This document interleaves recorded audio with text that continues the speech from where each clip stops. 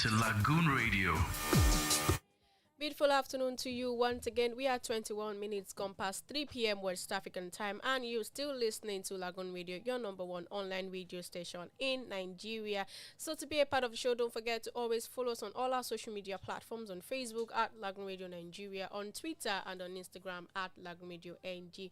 We are broadcasting live from the very out of Lagos Marina, and we are proudly sponsored and powered by the Diocese of Lagos Anglican Communion. Don't forget to also download the app on your Google Play Store or your App Store, depending on the device that you are using. And to listen to us wherever you are in the world, don't forget to download the app on your Google Play Store or your Apple Store. Yes, it's right about now. It's the time for Family Matters with K, your number one Family Matters show here on Lagoon Radio, where we discuss everything pertaining to family. In other words, if you're a member of any family, irrespective of you being the father, the mother, or the children, or even an adult or teen, this show is liable to you. That means you're responsible to be a part of the show. Welcome once again to another beautiful and exciting episode of Family Matters with K. We had a beautiful episode last week, and yes, up next today is another beautiful one, and we don't want to leave you untold and uncaught. My name is Olumakaiye. With me in the studio is Bera Ubadinobi, and I have a guest. We'll be doing the talking all together. My live guest will be joining me virtually via Zoom, Barrister Mrs. Ibukun Adeshino. She's my guest, and she'll be joining me via Zoom today for the show. So don't forget to stick around. Follow us on all our social media platforms, on Facebook at Lagoon Radio Nigeria, Twitter and on Instagram at LagoonRadio.Ng. It's a Family Matters with K once again, and we're going on the quick break. When we get back, I'll be letting you know what today's topic is all about. Stick around and don't go nowhere. You are listening to Lagoon Radio. My God, ego is just too much for me, and that is why I will always call you say.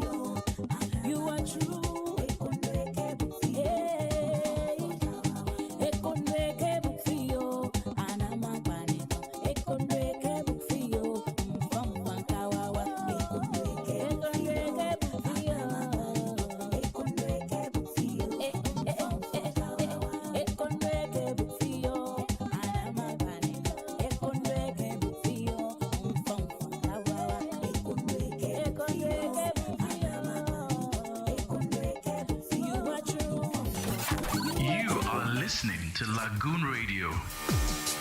Yes, you're still listening to Lagoon Radio. Welcome back from that music break, and you're still listening to Family Matters Show with K. It's 3:25 p.m. Man will be kidding straight off to the topic for today. Now it says, for this reason, a man will leave his father and his mother and be united to his wife, and the two shall become one flesh. The Bible passage, Genesis chapter 2, verse 24, is referred in the context of marriage. And this verse declares that a man will leave his father and his mother, and this assumes that children, young people, young adults will leave their home as adults, not as children anymore. And they must be set on the journey to become grown-ups on their own. We've had incidences of many young people who leave their homes, the teenage age, the youthful age, trying to settle down, trying to get married, try to, walk along with their spouse. We've had issues with them trying to settle into the marriage setting fully.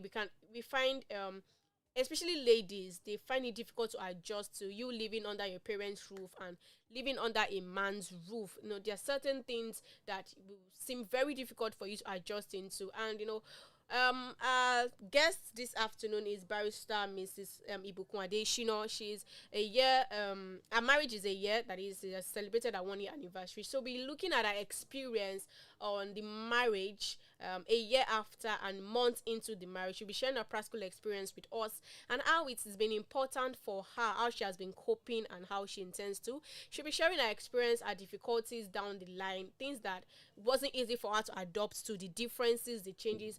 All of this will be shared on the show today. And on this note, the topic for today is the importance of living and cleaving. That is the importance of you leaving your parents, living the home where you were raised, living the house, living where you've stayed all your life, and cleaving to a man who came to ask for your hand in marriage, and under few months of planning, you've moved to his house and you are now the wifey. How do you adjust to this change? How do you adapt to being under a man's roof? How do you adapt to being a family woman? How do you adapt to being a working and family woman in the same case? How do you adapt to being a mother? Because aside you not giving birth immediately after marriage, how do you adapt to certain things? This and more we'll be discussing. But before our guest joins us, she's not yet here on because she's virtual, so don't think it's Vera. She's virtual, so she'll be joining us soon. She's not yet here. But in the meantime, Vera will be discussing more on the topic, Hello, Vera. How you doing? Fine, thank you. So for you, I want you to share your single, like you're not yet married, obviously. So I want you to share how do you feel it will go like you leaving your parents. How is that feeling? That stage when you transition from a young lady into a married woman. After all, we know it's not all about the ring. It's not all about proposal. It's not all about engagements. There's something that we call life after marriage. So how do you feel that transition will work like for you? I've not actually Thought of it. thought of it, Okay. but I would say it's going to be difficult because change is actually difficult, but it's constant. You would have to change from your usual what you usually do, like what you are used to a different method, and with time you get used to what you've changed to, so you keep growing and keep learning new things, because it's not where it's different from when you move. Like, I'll give an example. When you move into another person's house, or let's say your friend or cousin, and the way they do things in their house, in their family, in their house, is actually different from The how way you do you do your things in your own house. So it's when you move there, you have to like adapt, or first chill and then learn how they do their things, so you don't end up making mistakes and then offending people, because this, we are talking about family now. You have to relate with everybody in the family, so you don't end up causing. There's one thing I think people, or in marriage, you actually also need to have, is family issues, because that's actually a very big fight. It's hard to resolve family issues, so you don't end up causing family issues or family fights or quarrels. So I think it's actually going to be a big change. It's going to be a big change. That one is for sure. And then adapting into another family is going to be difficult, but with time you learn and get used to it. So how best do you think young ladies can come to a compromise when moving to someone else's house? The transition to being a married lady. How else do you think ladies can cope? Because it's not easy. There's one stress or the other. Something that it's really just some certain issues you feel you may not even be able to handle. You need somebody. I'm sure you had an aunt that immediately after marriage, or she comes to your mom and asks for one advice or the other. So there's certain things that you may not be able to handle even in your home. You need someone. Oh, say, please, what do I do? So how do you feel young ladies can hold up in situations like this? I think having someone to lead you, and then you on your own actually having an open mind to learn. Hmm. Because if you don't have an open mind to learn, you find it hard adapting to a new environment. Environment. So you have to learn first, and then having someone also to lead you. It's important, very important. So what advice will you give to young people who feel, oh, marriage is not for me? We've had several young ladies, several men that, oh, I'm not in for marriage, I don't even see myself marrying. What solution will you give? Because the Bible has actually said that a man will leave his mother and his father, so the woman, and they will cleave. Do you understand? It's not statutory or mandatory that we're going to be in our parents' house for long and we're going to die there. No, there's a law that says you will move, you will leave your father and your mother's house and you move to someone else's house. So what, like, I don't know what opinion or what's the mindset of young ladies that think this way. I don't know what their mindset is, and what advice will you give them? Some people have the mindset of, some ladies, they don't want to give birth. Okay. That's one. Some don't want to go through the stress of having to take care of children, or having to take care of their husbands, and some don't want to go. Some don't even. It's not that they don't want to be part of a family, but they don't want to be like the one. I think they don't want to be like the one. You know what I'm trying to like, leading the family. No, it's not easy to actually put up to what's the word I use now? It's not actually easy to put up a family together and have it in like everyone is cool. No, what advice do I have for them? If you have a friend who has that motive or mindset, how will you talk her out? How will you make her see the brighter side of marriage? How will you, I don't know, how will you, I don't use the word mentor, but how will you speak to her as a friend? Definitely, have you ever told your mom, oh, I don't want to get married? No, I've not. Okay, but have you tried saying it, and have you gotten a response or reaction before? Ever, never? I've not actually, maybe in some attitude, and then she'd be like, why?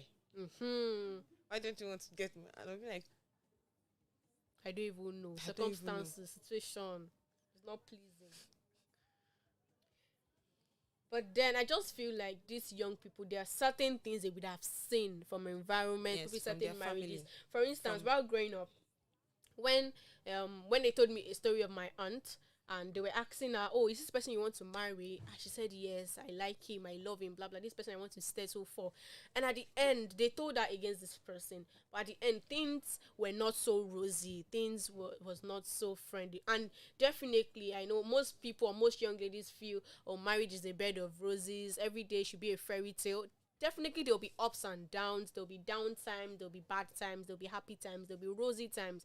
But then I feel like young ladies are quick to they want the fun side all through marriage. They don't want to see the thick side. They don't know how to cope with the bad side or the bad days. So I just feel like these are instances other ladies would have seen that will make them say, oh, I don't want to get married, I just want to be a mother, or I just want to be on my own, marriage is not compulsory.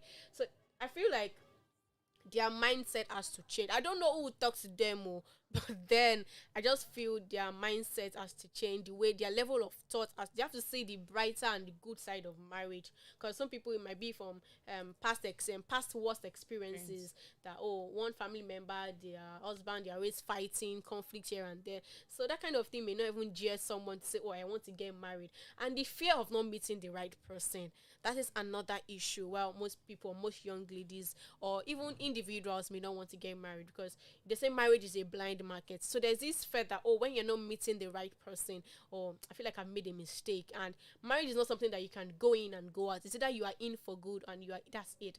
It's like there's no two way about it. You marry and that's it. So I feel like there should be a sensitization to erase, and the fact that we have feminists all around, they are the ones ruling the world, trying to say this and that. And as controversial as social media can be, you can't sieve what to pick and what not to pick. So it's a call on every lady out there to sieve whatever information you are getting from social media in order for it not to affect your own mental health and your level of thought. So as to the topic, importance of living and cleaving, why do you feel it's actually important to live and cleave? Why should you, Bera, why should you marry? Why should you leave your mama and your daddy that you've grown up with for a certain number of years? Why should you leave their house? Why is it necessary? Why is it necessary for you to leave their house and to go marry somebody? You've not thought of it. I've not. I feel like there are so many questions you have not processed But then we have, I don't know, my guest is yet to join the show, and I don't know what's holding her down. But I believe she'll be here with us. I don't know if I can place a call to her if she'll be here. I guess she'll be joining us pretty soon. I don't know why she has not joined us, but then we still anticipate her arrival because she'll be in the best position to discuss everything that we are saying practically, because she's been through it. Her marriage is just a year old, and she has experienced. She'll be able to. She'll be in the best position to tell us how she went from leaving. There's this old fun when you are preparing to marry. You don't think of that first 1 month or first 1 year when you leave your parents' house to say you're going to. Even personally, I've not thought of it. I've not said how will it be. But then you always have people ahead of you to guide you, to mentor you, and to tutor you. On this note, we're going on a pretty quick break, and when we get back, we will be having our guest, hopefully by that time, to join us on the show. The number to call to be a part of the show is 08189 Lagoon 52466. I go again, 08189 524666. That is the number to call to be a part of the show. You can also connect with us on all our social media platforms, on Facebook at Lagoon Radio Nigeria, on Twitter and on Instagram at Lagoonradio.Ng. That is how to join us and how to connect with us. Do well to also follow us on all our social media platforms, like I earlier said, and do well to download the app on your Google Play Store or your Apple Store to be a part of the show. I'll be playing you a quick one by who's this time? By Gongo Majin, Can't Stop Praising, and we'll be right back. You are listening to Lagoon Radio. You, when I think about who you really are, when I look around it, your creation, Lord, you take my breath away with every word you say. Is anyone happy? Turn the praises up. Ooh, I can't stop praising. I can't stop praising. I can't stop praising you. I can't stop praising. I can't stop praising. I can't stop praising you. When I think about who you really are, when I look around it, your creation, Lord, you take my breath away with every word you say. Is anyone happy? Turn the praises up. Ooh, I can't stop praising. I can't stop praising. I can't stop praising you. I can't stop praising. I can't stop praising. I can't stop praising you. For the love he gives and for the joy he brings and for the uncountable blessings.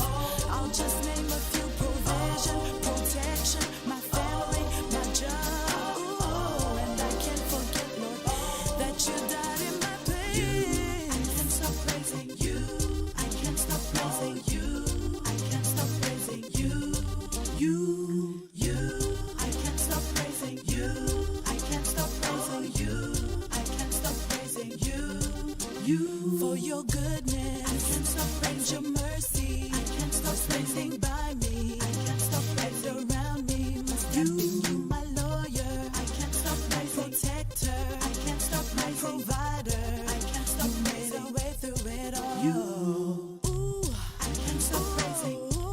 I can't stop praising. I can't stop praising you.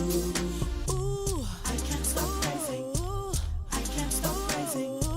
I can't stop praising you. I can't stop praising you. I can't stop praising you. I can't stop praising you. I can't stop praising you. I can't stop praising you. I can't stop praising you. For your goodness, I can't stop praising your mercy. I can't stop praising by me. I can't stop praising around me. You, my lawyer. I can't stop praising protector. I can't stop praising provider. I can't stop praising way through it all. You, I can't stop praising. I can't stop praising. I can't stop praising you. I can't stop praising. I can't stop praising You, I can't stop praising. I can't stop praising. I can't stop praising.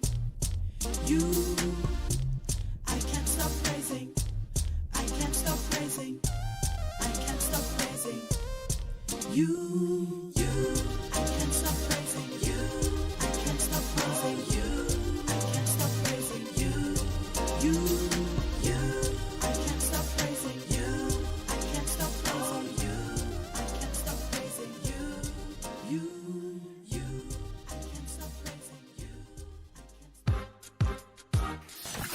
You are listening to Lagoon Radio. Welcome back. I have another guest in the studio. Yes, and it's a virtual guest, and then she will be taking us on a practical experience. She's a married woman, for that matter. I have in person of Olabisi Simidele Oke, and she'll be taking us on our own way, on our own the way it has worked for her, the way the marriage setting has worked for her, and how everything is going. She's taking us on a practical example and experience on that. So don't forget to connect with us and be a part of the show. Follow us on all our social media platforms, on Facebook at Lagoonradio.Ng, Twitter, and on Instagram at Lagoonradio.Ng.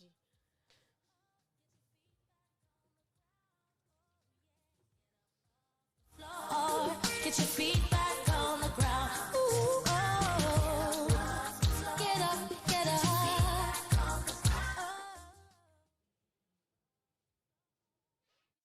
back on the ground. She was on sweat every day, now hustle. He go there, walk a kuru care for sun. Even self, he don't tire for night, tire for work, go, tire for distress. Say, don't say there's no money. No means say there's no tomorrow. Chibu, you did to worry. Raise your head up, make you see. There's a story before glory, a light after the night. If you fall in once before You are listening to Lagoon Radio. Welcome back. Sorry for the little break, but then we are still discussing on the importance of living and cleaving, and I have our Momiwa in the studio, Simidele Oke, with us, and she'll be sharing a practical experience on our first 1 month and a year after marriage went. Hello, good afternoon, Simi. Good afternoon. How's your day going? That is good. Okay. That is good. Okay, so I want you to just share your practical experience on how your first 1 month after marriage went down, and eventually the first 1 year. Okay. Before I start talking about the after marriage, let me just talk briefly about the before marriage, Okay. because for every if you want to build a house, not a home now, a house. If you want to build a house, you get a landed property. You work on it, you clear it, lay foundation, the kind of foundation you want to lay and everything. So, and that's still the same way you go about marriage. Before marriage, we are two different persons brought up from two different backgrounds, and we have our differences. But the truth about it is that before marriage, you would want to impress each other. I'm just going into it briefly because of our time. You want to impress each other, buy gifts, want to just make sure you put out your best. Because as the woman, you know that, oh, this is the man you want. And as the man, you know that, oh, this is the woman you want. And you're ready to do everything to keep her with you. You don't just want to let her go. So that is that about that. And into the wedding ceremony, looked like a dream, as if you were dreaming, like everything just went by and all that. Then after the wedding into the marriage, the first month, you might not necessarily have issues, that should I say, you will still be a bit in the world of fantasy. Like reality has not started dawning on you. So you will still be those things you used to do while you were courting, all those things you will still be doing them gradually and all that. And as time goes on, events will start to unfold some things. Like take for example those should I say those attitude you as a woman didn't show the man, and those attitude the man didn't show you and all that. It will start to unfold by itself. Not that the man will purposely do it, but because it is a habit, it's already part of him. So by the things he does and all those things, it will start to unfold. So my own personal experience now, the first month of marriage, it was sweet. Second month was sweet, and our marriage was this type that should I say, after our wedding, a lot of people expect that after 3 months the woman should start to throw up, the woman should start to spit around, start sleeping, start complaining, this is aching you and all that. And I remember back then, if I say, oh, I'm not feeling too good, and people were like, no, don't self-medicate, so just go and do antenatal. I'm like, kilo shele, antenatal for what now? Did I tell you that was worrying me and all that? So okay, the bond was there and all that, and then we now started getting to understand each other, because truthfully, during courtship, there are some things that you'll be blinded to. There are some things that you'll be blinded to, really. So we now started to understand each other. Okay, this is what he wants. This is what he doesn't want. This is what she wants. This is what she doesn't want, and all that. But the basic thing is that the first 5 years of marriage, I term it as a teething period.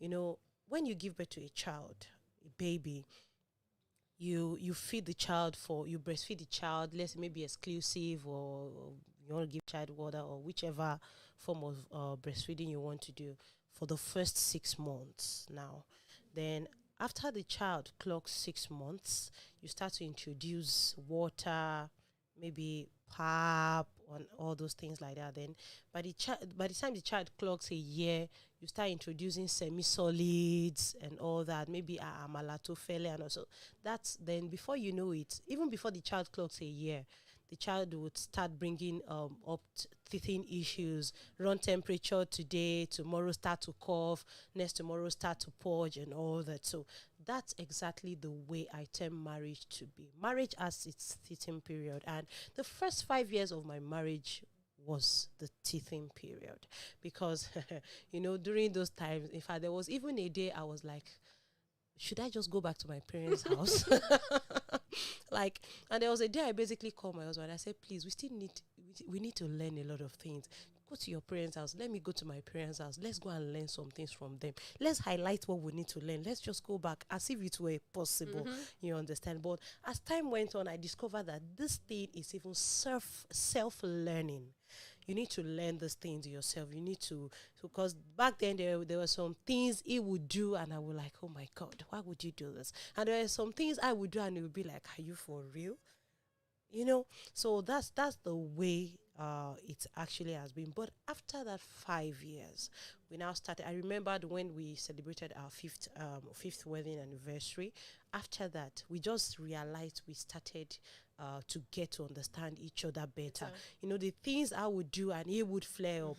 It's not that I don't still do them. I still do them, and he would just look over it and be like, I don't even know which planet you're from. We just laugh over it. And there's some things he would do and I would flare up back then, and I would be like, even if he does it, I'll just look away, and he would be like, you did not talk. I'm like, do you want me to talk? I don't want to talk. I've determined not to talk, and all that. So that's how it's been. And the thing, what I also say is that marriage is not a bed of roses.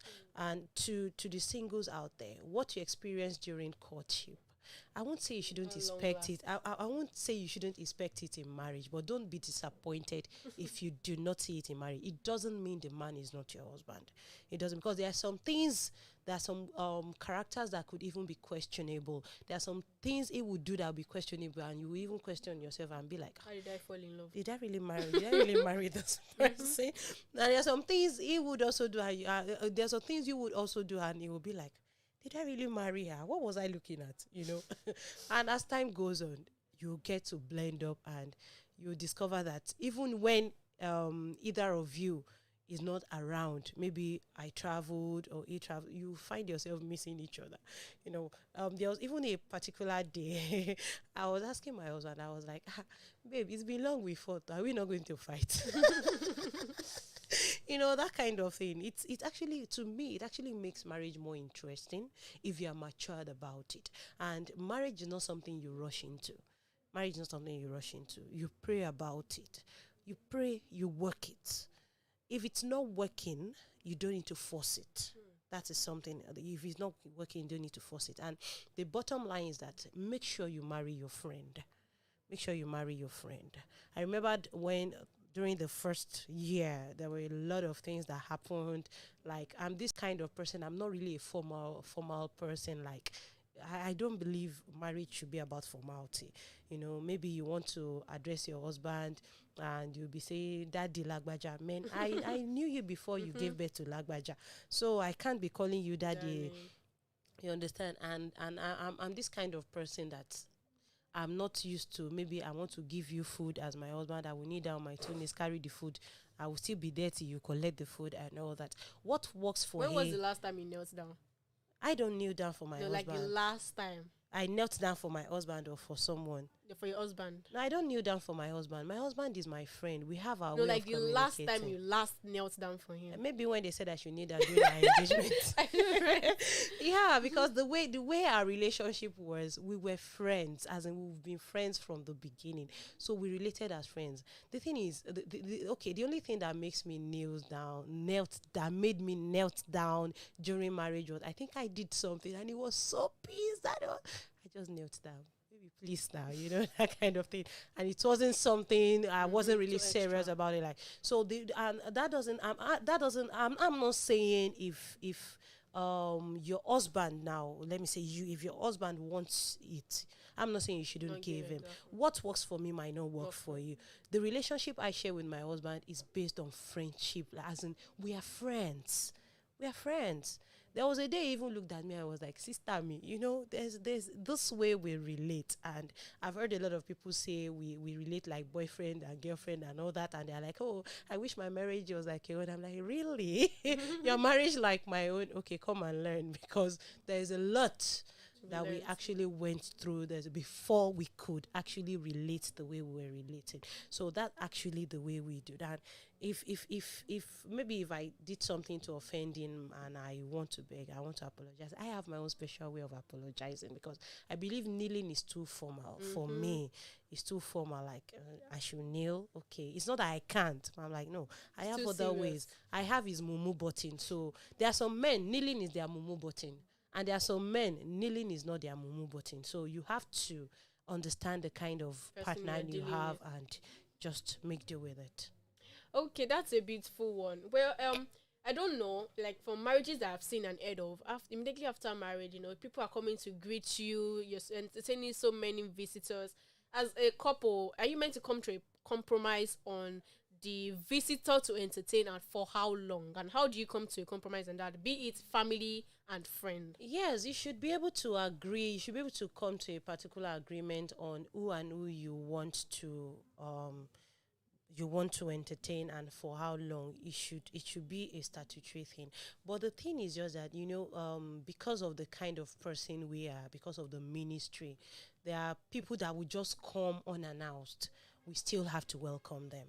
So, and we have to welcome them. We have to understand their purpose for being around, and we have to communicate well with them.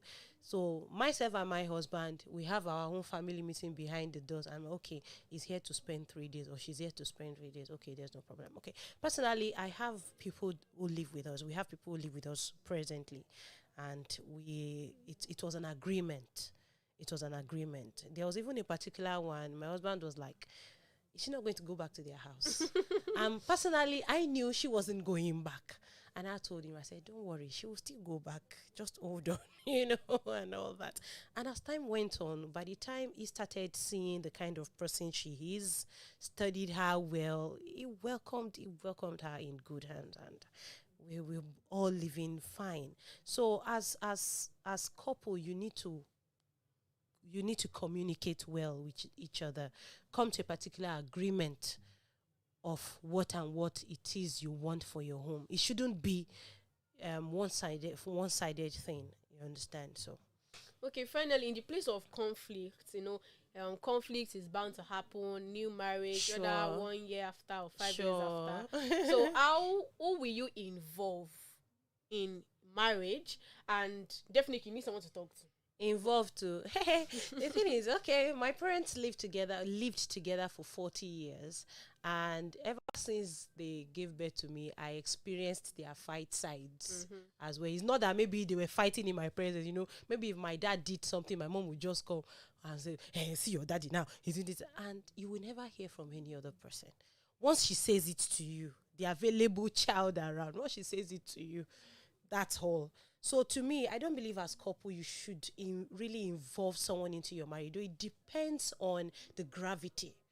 It depends on the gravity of it depends on the gravity of what the person did. Maybe it depends on the gravity of what your husband did. And as the wife, if you feel this doesn't really matter, I've seen women that go through a lot of things, and you would never know.